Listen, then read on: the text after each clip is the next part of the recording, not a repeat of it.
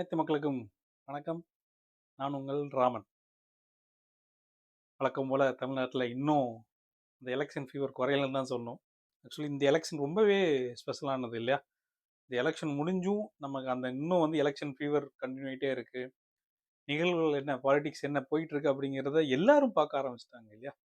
ஒரு டெய்லி ஒரு நம்ம யூடியூப்ல பார்க்குற ஒரு என்ன கண்டென்ட் மாதிரியே இந்த இப்போ பாலிடிக்ஸ் போயிட்டு இருக்கு பப்ளிக் கிட்ட. ஸோ அதனுடைய தொடர்ச்சி தான் என்ன நடந்துகிட்டு இருக்கு அப்படிங்கிறத சின்ன ஷேர் பண்ணலான்றதான் இன்னைக்கு டாபிக். இன்னைக்கு டாபிக் எப்படின்னா, காக்ரோச் ஜனதா பார்ட்டி. எல்லாருமே இப்போ பரபரப்பா அந்த டாபிக் தான் பேசிட்டு இருக்கிறோம். Cockroach Janata party. ஆக்சுவலி இப்படி ஒரு பேரே நமக்கு ஒரு ஒரு கட்சிக்கு வைக்கிறது நமக்கு ஒரு பெரிய ஒரு என்ன சொல்றது, என்னடா இப்படியாடா வைப்பீங்க, அந்த மாதிரி ஒரு இதுதான் நம்ம இருந்துச்சு. ஒரு யதார்த்தமா சொல்லப்பட்ட ஒரு வார்த்தை ஒரு இடத்துல ட்ரிகர் ஆகி அது பிளான்டா அன்பிளான்ட் அப்படிங்கிற டீட்டெயில்குள்ள போக வேண்டாம். அது ஆர்கனைஸ் பண்ணப்பட்டு அதை ஒருத்தர் லீட் பண்ண ஆரம்பிச்சு அது ஒரு புரட்சியா மீன்ஸ் அது ஒரு ஸ்ட்ரைக்கா இந்தியா ஃபுல்லா இப்ப பேசப்பட்டுட்டு இருக்கு. அதையும் தடுக்கிறதுக்கு எவ்வளவு முயற்சிகள் பண்ணாலும் அகைன் அது ரீபார்ன் ஆகி வந்த மாதிரி அகைன்ஸ்ட் எஜுகேஷன்ல இருக்கிற கரப்ஷன்ஸ் அதை அந்த அதை ஆப்போசிட்டா இது முன்னிறுத்தி ஒரு போராட்டத்தை இப்போ அவங்க கண்டினியூ பண்ணிட்டு இருக்கிறாங்க. இது எங்கேருந்து வருது அப்படிங்கிறதா நமக்கு இந்த கேள்வி. ஸோ அதே மாற்றம் இப்போ தமிழ்நாட்டில் புதுசாக வந்த டிவிகேக்கு நடத்தியிருக்கா? ஸோ இந்த கம்பேரிசன் இருக்கு இல்லையா, டிவிகே விஸ் காங்கிரஸ் ஜனதா பார்ட்டி இருக்கு இல்லையா, இவங்க ரெண்டு பேர்த்துக்கு என்ன என்ன ஒரு பேலன்சிங் அப்படிங்கிறதான் பார்க்க போகிறோம். ஆக்சுவலி காக்ரோச் ஜனதா பார்ட்டி அப்படிங்கிறது ஆக்சுவலி சென்ட்ரல் இந்தியாவை பொறுத்த வரைக்குமே நான் முன்னாடியே சொல்லிக்கிட்டு இருந்த மாதிரி தான் ஒரு ஒரு ஆப்போசிஷன் பார்ட்டிக்கான வேகன்சி இருந்துகிட்டே இருக்கு ரொம்ப நாளா. அதை காங்கிரஸ் ரொம்ப நாளாவே ரொம்ப வருஷமாவே செய்ய தவறிட்டே வந்துட்டு இருக்கு. அவங்களும் ஏதோ ஃப்ளூக்ல ஜெயிச்சுக்கிட்டே இருக்கிறாங்க. ஸோ ஸ்ட்ராங்கான லீடர்ஷிப்போ ஒரு ஸ்ட்ராங்கான ஒரு என்ன சொல்றது ஒரு ஒரு ஒரு ஸ்டைல் ஒர்க் ஸ்டைல் இருப்பாங்களா, அந்த ப்ரொஃபஷனல் ஸ்டைலே இல்லாமல் காங்கிரஸ் இன்னும் கீழே கீழே போய்கிட்டு தான் இருக்குது தவிர அந்த ஒரு இடம் வேக்கன்சி வந்துட்டு இருக்கு. ஸோ இந்த மாதிரி இடத்த ஃபில் பண்றதுக்கு தான் ஆம் ஆத்மி வந்துச்சு. கெஜ்ரிவாலோடைய ஆம் ஆத்மி இதே மாதிரி ஒரு பெரிய ஒரு கரப்ஷன்ஸ் ஒரு போராட்டம் மூலமா ஆம் ஆத்மி சின்ன ஒரு குழுவா ஆரம்பிச்சு அதுக்கப்புறம் அதை ஒரு பார்ட்டியா ஃபார்ம் பண்ணி டெல்லியிலே அவங்க கண்டினியூஸா சிஎம்மா இருக்க அந்த அளவுக்கு மக்களுடைய செல்வாக்கு அந்த கட்சிக்கு இருந்துச்சு. அடுத்து பஞ்சாப்ல ஆட்சி பண்ணாங்க, அடுத்து குஜராத் ட்ரை பண்ணான். ஸோ இந்த மாதிரி ஒரு ஒரு பெரிய ஒரு மூவ்மெண்ட்டாக நம்ம கடைசியாக பார்த்தது ஆம் ஆத்மி தான். ஸோ சென்ட்ரலில் எப்பவுமே கடைசி ஒரு 15 வருஷமா பிஜேபிக்கு அகெயின்ஸ்டா நிற்கக்கூடிய கட்சிகளே இல்லைன்னு தான் சொல்லணும். ஸோ அப்படி ஒரு அப்பப்போ இந்த மாதிரி ஒரு சின்ன சின்ன புரட்சிகள் மூலமா ஒரு ஃபார்ம் ஆகி ஒரு ஸ்டேஜுக்கு போய் அதுக்கப்புறம் அது வளர முடியாம நின்றது, இல்லை அது ஏதோ ஒரு சூழ்நிலையில தடுக்கப்படுதுன்னு வச்சுக்கோங்க. ஸோ இந்த சூழ்நிலையில தான் ஒரு காக்ரோச் ஜனதா பார்ட்டிங்கிறது ஒரு சாதாரணமா ரொம்ப யோசனை இல்லாம ஒரு எளிய மனிதருக்கும் சேர்ற வரையில ஒரு கட்சி பெயரை வச்சு ஒரு ஒரு போராட்டத்தை தொடர்றாங்க. இது எப்படி அடுத்தடுத்த கட்டத்துக்கு போகுங்கிறது எல்லாத்துக்குமே கேள்விக்குறிதான். ஆனா அந்த ஒரு ஆப்போசிஷன் பார்ட்டி பிஜேபி இந்த அகைன்ஸ்டா இருக்கிற அந்த ஆப்போசிஷன் பார்ட்டி எப்பவுமே இன்னும் காலியா தான் இருக்கு. இது ஒரு பெரிய புரட்சியா மாறுமா, இந்த கட்சி அடுத்த கட்டத்துக்கு போகுமா, ஏகப்பட்ட கொஸ்டின்ஸ் இருக்கு. ஏன்னா அவங்க இப்பதான் ஸ்டார்ட் பண்றாங்க, இன்னும் அவங்களுக்கு அந்த சிஸ்டம் இல்ல சொல்லுவாங்க இல்லையா. ஸோ அந்த டீம் ஆர்கனைஸ் பண்றது, அதை அடுத்த கட்டத்துக்கு கொண்டு போகிறது, பொலிட்டிக்கலா மூவ் பண்றதுக்கான எப்படி சிஸ்டம் கொண்டு போறாங்க, என்ன ஒரு மூவ்மெண்ட்ல அவங்க இருக்கிறாங்கிறது இன்னும் நம்மளுக்கு கேள்விக்குறியதா இருக்கு. இப்போ அந்த மாதிரி ஒரு புரட்சி தமிழ்நாட்டுல இருக்கா அப்படின்னா, என்னை பொறுத்த வரைக்கும் அது இல்லைன்னு தான் நான் சொல்லுவேன். ஏன்னா இந்த டிவிகே அப்படிங்கிற கட்சி இந்த மாதிரி எந்த ஒரு பொலிட்டிக்கலா ஒரு இம்பாக்டை தமிழ்நாட்டுல இது வரைக்கும் கிரியேட் பண்ணல. இந்த கட்சி ஆரம்பிச்சு ஒரு 2 வருஷம் ஆனா கூட அது ஒரு பொலிட்டிக்கல் இம்பாக்டை தமிழ்நாட்டுல கிரியேட் பண்ணவே இல்லை. விஜய் அப்படிங்கிற ஒரு ஒரு ஒரு லீடர் இருக்கு இல்லையா, அவருடைய பேச்சை கேட்டோ இல்ல அவருடைய பாப்புலாரிட்டியோ ஒரு என்ன சொல்றது, ஓகே இந்த ஏதாவது ஒருத்தர் புதுசா வந்துட மாட்டலாம் அப்படிங்கிற ஒரு தேடலையும் தான் எல்லாம் அந்த பக்கம் டைவர்ட் ஆகி போறாங்க.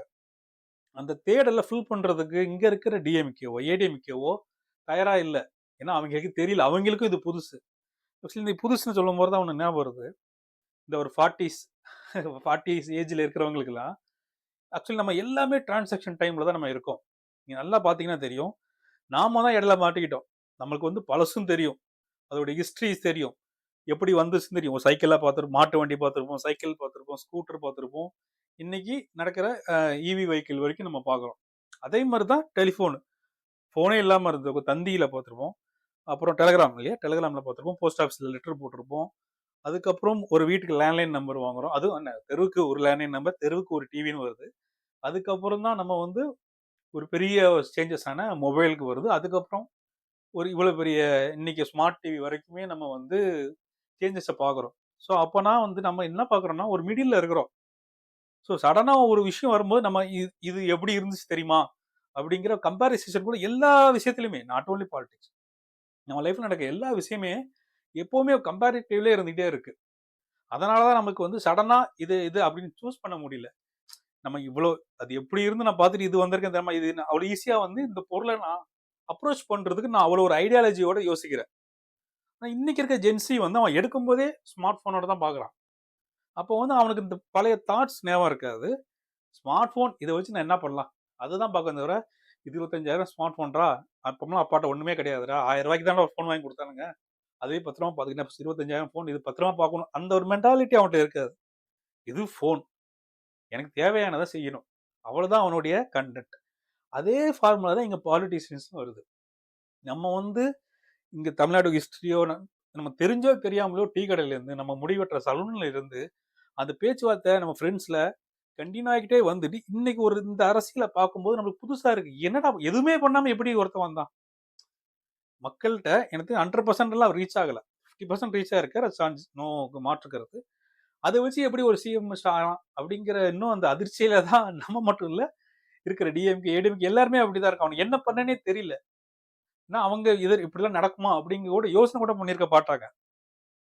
ஸோ இந்த டிரான்சாக்ஷன் டைம்ல இங்க தமிழ்நாட்டில் நடந்த இந்த டிவிகேயோட ஆட்சி வந்து புரட்சி கிடையாது.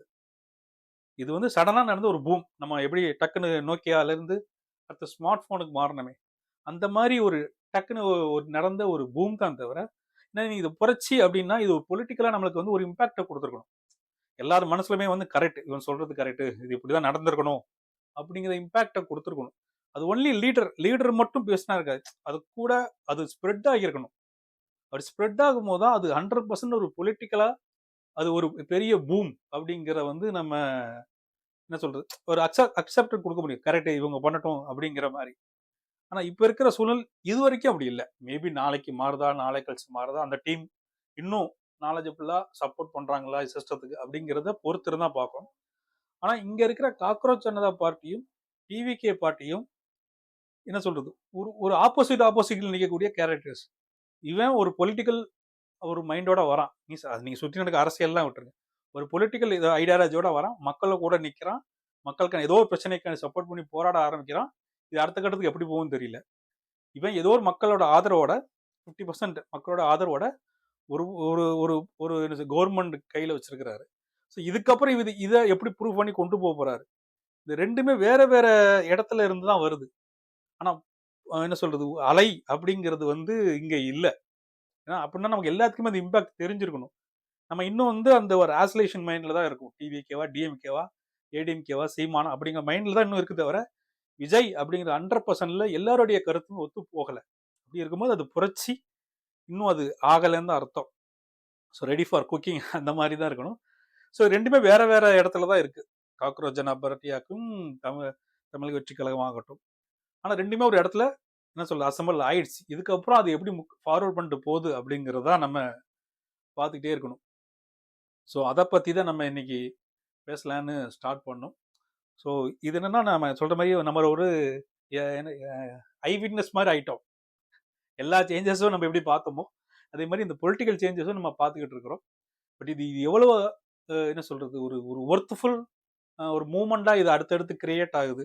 இப்போ நம்ம அந்த ஜல்லிக்கட்டு போராட்டமா இருக்கட்டும், சிஏக்கான போராட்டமா இருக்கட்டும், அந்த டெல்லியில் அந்த விவசாய போராட்டம் ஆகட்டும், அதெல்லாம் வந்து ஒரு மாஸ் கேதரிங், ஒரு பொலிட்டிக்கல் தாட்ஸ், ஒரு நிறைய ஒரு இடத்துல கூடி அதை அதை பத்தி தாட்ஸ் பேசுவாங்க, விவாதிப்பாங்க இல்லையா? அந்த மாதிரி ஒரு மூமெண்ட் டிவிகே இன்னும் கிரியேட் பண்ணல. என்ன பண்ணிருக்காங்க, அட்லீஸ்ட் அவங்க என்ன பண்ணிருக்காங்கன்னா, நான் முன்னெடுக்க அரசியல் கரெக்ட் அப்படிங்கிறதுல மனசுல அவங்களுடைய தொண்டர்களுக்கு பதிய வச்சு அதை அடுத்து கொண்டு போறான். ஆனா அவனை பதிய வச்ச அந்த கருத்து வந்து எவ்வளவுக்கு எவ்வளவு ஆக்கப்பூர்வமா இருக்கு அப்படிங்கிறத வந்து ஸ்டில் நம்ம வெயிட் பண்ணி தான் பார்க்கணும். அந்த கண்டிஷன் தான் இன்னைக்கு இருக்கு. பிகாஸ் அவங்க கவர்மெண்ட் வந்துடுச்சு. ஸோ என்ன கன்க்ளூஷன் அப்படின்னா, இதே தான் காக்ரோச் ஜனதா பார்ட்டியும் அந்த இடம் இன்னும் அவங்களுக்கு வேக்கன்சியா இருக்கு. தேர்ட் பார்ட்டிங்கிறது இங்க வந்து டிவிகே மூலமா அதை ஃபுல் பண்ண ட்ரை பண்ணியாச்சு, பண்ணிட்டோம், ஒரு புஷ் பண்ணி கொடுத்துட்டோம். இந்த காக்ரோச் ஜனதா பார்ட்டியும் இந்த மக்களால் எவ்வளோ புஷ் பண்ணப்படும், இவங்க அடுத்தடுத்த கடத்துக்கு எப்படி போவாங்க அப்படிங்கிறத பொறுத்திருந்தா பார்க்கணும். பார்ப்போம். புது புது வரவுகள் வந்துக்கிட்டே தான் இருக்கும். மாற்றங்கள் நிகழ்ந்துக்கிட்டே தான் இருக்கும். பொறுத்திருந்து பார்ப்போம். நன்றி, வணக்கம்.